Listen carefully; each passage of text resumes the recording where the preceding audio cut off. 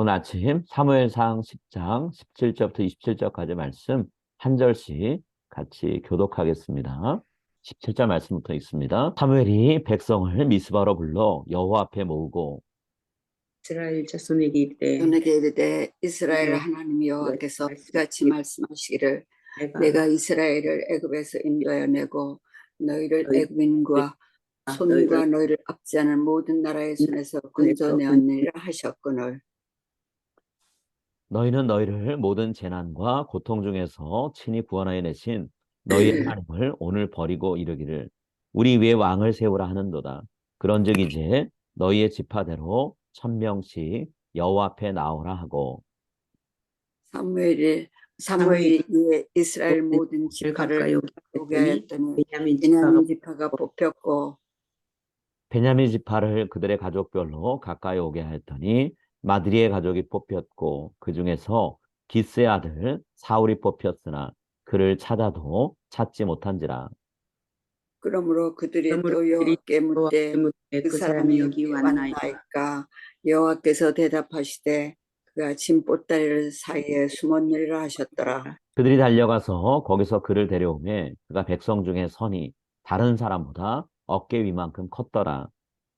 사무엘이 모든 백성에게 이르되 너희는 여호와를 부르냐 모든 백성 중에 짝할 리가 없느니라 하니 모든 백성이 왕의 만세를 외쳐 부르니라.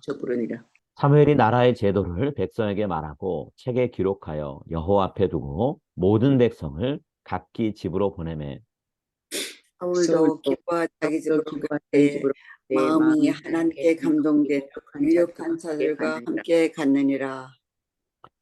함께 읽습니다. 어떤 불량배는 이르되 이 사람이 어떻게 우리를 구원하겠느냐 하고 멸시하며 예물을 바치지 아니하였으나 그는 잠잠하였더라. 아멘. 오늘 하나님의 독특한 심판 방법이라는 제목으로 우리가 같이 말씀을 나눴으면 합니다. 여러분, 하나님이 여러분이 원하는 모든 것을 이뤄주시면 좋을 것 같으세요? 어떠세요? 우리가 막연하게 생각하면 그럴 것 같죠. 내가 원하는 대로 다 이뤄주시면 좋을 것 같다 생각될 수 있는데요. 실제로는 그렇지 않아요. 이유가 있습니다. 죄인인 우리가 우리 자신한테 늘 유익한 것만을 원하는 게 아니거든요. 우리의 죄성 때문에 우리에게 해로운 것인데도 그것을 깨닫지 못하고 그저 마음이 원하는 대로, 내 몸이 원하는 대로 이루어졌으면 좋겠다 생각할 때가 있어요. 그렇기 때문에 우리가 원하는 대로 하나님이 이루어주시는 것이 결코 우리에게 도움이 안 될 때가 있어요. 그러면서 우리가 은혜에 대한 시각을 좀 바꿀 필요가 있는데요. 은혜에 대해서 우리가 굉장히 심각한 오해를 갖고 있어요. 하나님이 우리가 원하는 대로 혹은 기도한 대로 이루어주실 때 우리가 그걸 은혜라고 생각하는데요. 반대로 생각하면 원하는 대로 해주시지 않으면 그건 은혜가 아니다라고 생각하는 부분이 있어요. 그런데 하나님이 우리가 원하는 대로 하도록 내버려 두시는 것이 은혜가 아니라 심판일 때가 있어요. 성경 분명히 그 말씀 하고 있거든요. 자, 로마서 1장 22절부터 24절 말씀 한번 우리 같이 읽겠습니다. 로마서 1장 22절부터 24절 말씀 함께 읽습니다. 사람들은 자기들이 지혜롭다고 생각하지만 사실은 어리석습니다.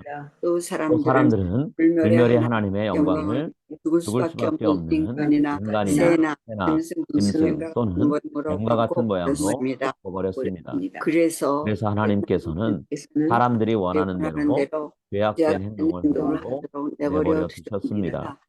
사람들은 이제 가지각색의 더러운 죄를 지어 자기들끼리 부끄러운 짓을 행하여 몸을 더럽혔습니다. 아멘. 자, 사람들이 자기 마음대로 죄를 짓고 사니까 하나님이 사람들이 원하는 대로 죄악된 행동을 하도록 내버려 두셨대요. 그랬더니 결과가 뭔가요? 더러운 죄를 지면서 자기들끼리 부끄러운 짓을 행해 몸을 더럽히더라는 거죠. 자, 그 다음 말씀도 제가 읽을게요. 로마서 1장 25절부터 27절인데요. 사람들은 하나님의 하나님의 진리를 진리를 거짓으로 거짓으로 바꿨습니다. 창조주 되신 하나님보다 하나님 지음받은 피조물들을 피조물들을 더 또 예배하고 섬겼습니다. 섬겼습니다. 하나님은 하나님은 영원히 영원히 찬송을 받으실 분입니다. 분입니다. 아멘. 아멘. 이런 이유로 하나님은 하나님은 사람들을 사람들을 부끄러운 부러운 욕망의 욕망의 노예에 노예로 살게 내버려 내버려 둡니다. 두셨습니다. 이스라엘 여자들은 남자들과의 발단스러운 자연스러운 성관계, 성관계를 여자와 여자와 성관계를 가는 갖는 것도 것으로 바꿨습니다. 바꾸었습니다. 이와 이와 같이 똑같이 남자들도 여자들과 여자들과 행하는 하는 자연스러운 자연스러운 성관계를 관계를 버리고 버리고 남자들끼리 남자들끼리 정욕에 성욕을 불타 남자가 남자가 남자와 부끄러운 그래서 짓을 했습니다. 그래서 그래서 스스로 그 못에 잘못에 합당한 벌을 받았습니다. 받았습니다. 하나님께서 사람들을 부끄러운 욕망의 노예로 살게 내버려 두셨대요. 그랬더니 스스로 그 잘못에 합당한 벌을 받는 결과를 얻게 되었다 얘기합니다. 하나님이 우리가 원하는 대로 내버려 두는 것이 결코 우리에게 은혜로운 처사가 아니라는 거예요. 오히려 심판의 결과일 수 있다는 거죠. 자, 로마서 1장 28절 말씀 한 번 더 읽겠습니다. 사람들이 하나님을 아는 것을 아는 것과 하찮게 하찮게 여겼으므로 여김으로 하나님께서는 사람들이 사람들의 타락한 타락한 생각, 생각에 빠지게 하시고 사람들이 사람들이 해서는 안 될 일을 일들을 하게 내버려 하게 내버려 두셨습니다. 두셨습니다. 여러분, 하나님이 우리를 자기 마음대로 살도록 내버려 두시는 것이 하나님의 은혜의 결과가 아니라 우리를 심판하는 방법일 수 있다라고 성경이 얘기하고 있어요. 오히려 하나님이 우리를 거칠게 대하시고 모질게 대하시는 것처럼 보일 때 그것이 하나님이 우리에게 은혜를 베푸는 길일 수 있다라는 거죠. 잘못된 길에 빠져서 헤어나올 줄 모르는 우리의 손을 하나님이 억지로라도 잡아채서 죄를 짓지 못하게 하시는 것이 은혜라는 거죠. 죄의 삭은 사망이라 그랬잖아요. 죽도록 내버려두는 것과 죽지 않게 하려고 우리를 거칠게 대하시는 것, 어떤 게 은혜일까요? 거칠게 대하시는 게 은혜죠. 하나님의 부드러운 손길만 기대하는 거, 이게 항상 옳은 게 아니라는 거예요. 근데 오늘 본문에서 안타깝지만 하나님은 이스라엘 백성들에게 저들이 하나님을 대신할 존재로 왕을 원했을 때 그 요구에 기꺼이 응하셨어요. 왕을 달라고 하는 것이 옳았기 때문이 아니라는 거죠. 이스라엘 백성들이 자신들을 구원한 하나님을 버리는 행동을 왕을 구하는 것으로 취했거든요. 하나님 명백한 죄라는 것을 말씀하셨어요. 여러 번 말씀하셨습니다. 그런데도 이스라엘 백성 포기하지 않죠. 우리가 원하는 대로 왕을 달라고 했어요.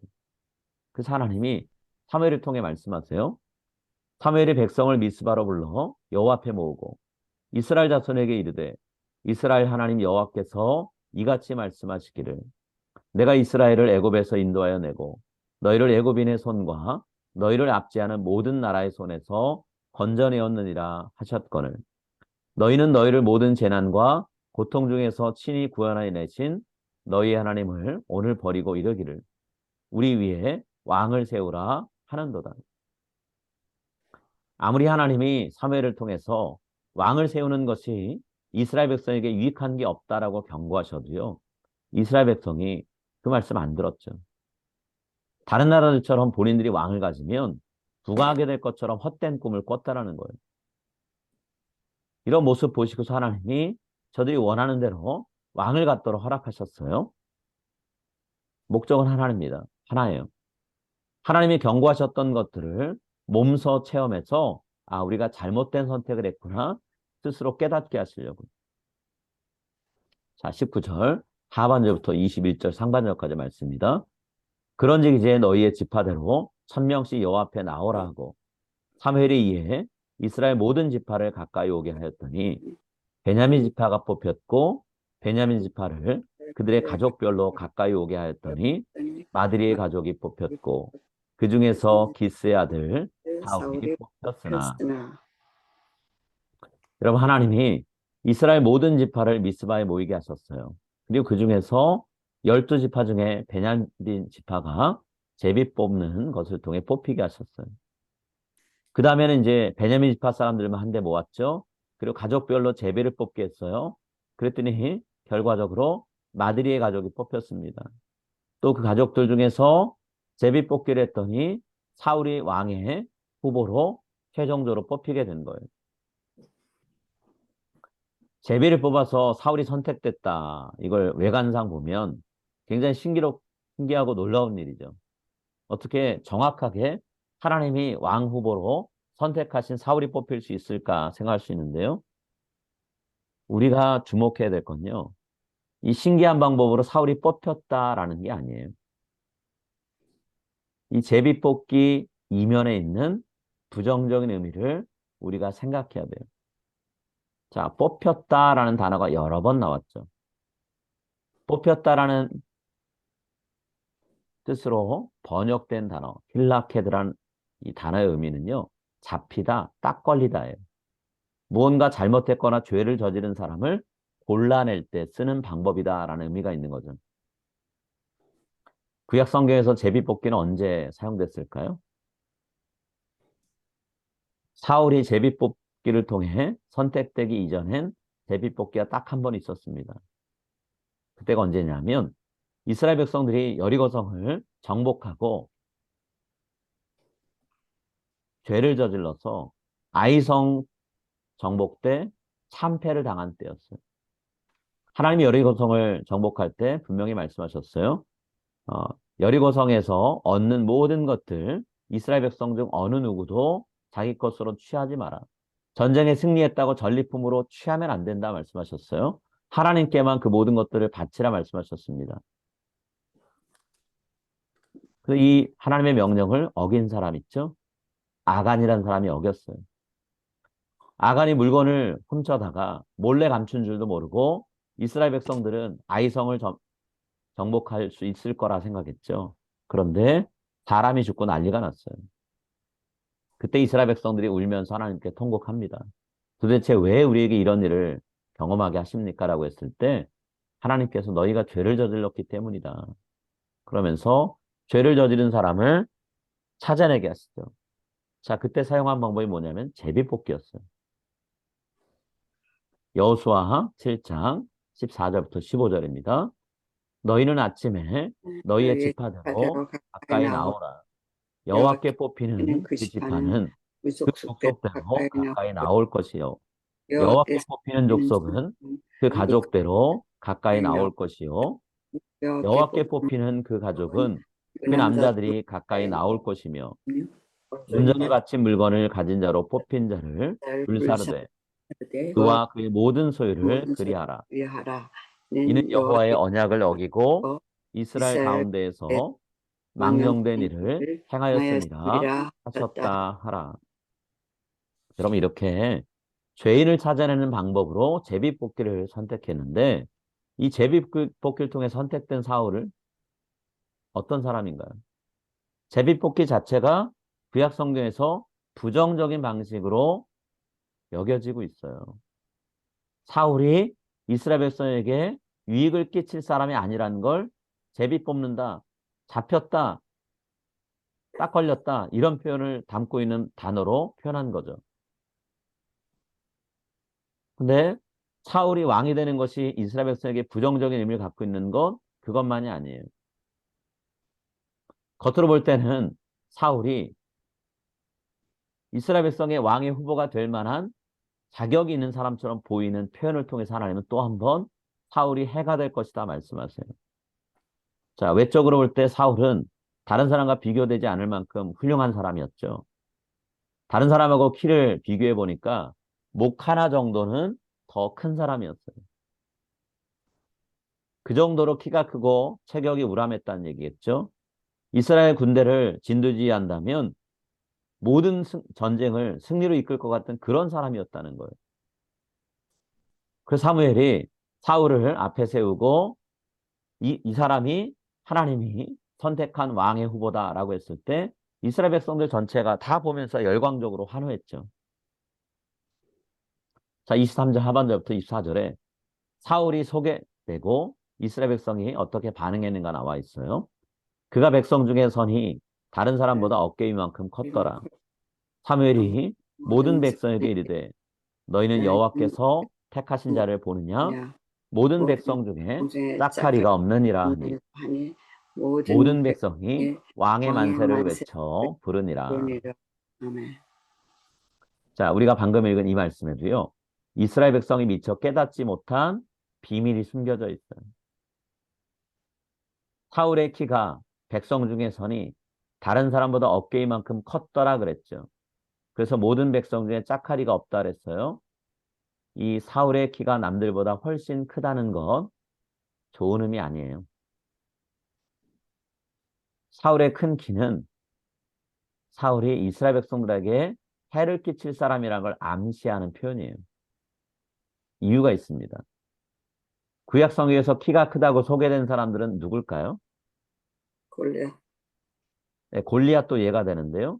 이스라엘 백성을 괴롭혔던 이방 민족들을 소개할 블레셋. 때마다 키가 크다라는 표현이 나올 때가 블레- 많았어요. 블레셋. 네, 이스라엘 백성이 치열하게 싸우고 몰아내지 못했던 가나안 사람들 키가 컸어요. 민수기 13장 32절부터 33절 말씀입니다.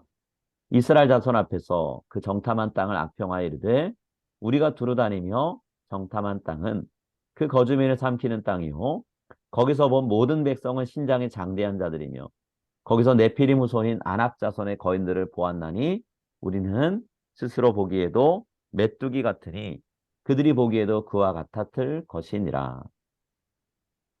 자, 또 방금 말씀하셨던 골리앗도 키가 컸죠. 사울 시대부터 다윗 시대까지 이스라엘 백성을 괴롭혔던 민족이 블레셋 민족인데 블레셋 민족의 군대 장군이 골리앗이었죠. 키가 2m가 훨씬 훌쩍 넘었어요. 자, 사무엘상 17장 4절입니다. 블레셋 사람들의 진영에서 싸움을 도두는 자가 왔는데 그의 이름은 골리앗이요 가드 사람이라 그의 키는 6규빗 한 뼘이요. 다윗 왕 시대에 또 분하야 장군이 죽였던 애굽 사람도 키가 컸다 되어 있습니다. 역대상 11장 23절 말씀이에요. 또 키가 큰 애굽 사람을 죽였는데 그 사람의 키가 5규빗이요. 그 손에 든 창이 배틀채 같으나 그가 막대기를 가지고 내려가서 그 애굽 사람의 손에서 창을 빼앗아 그 창으로 죽였더라. 이렇게 구약 성경에서요. 키가 큰 사람들이라고 소개된 이방인들은요. 모두 다 이스라엘 백성의 안전 혹은 이스라엘 백성의 순결한 삶을 위협했던 존재들이었어요. 이렇게 구약 성경에서 키가 크다는 건 부정적인 의미인데 왜 사울왕을 소개할 때 유독 사울이 키가 컸다는 것만 강조해서 표현할까요?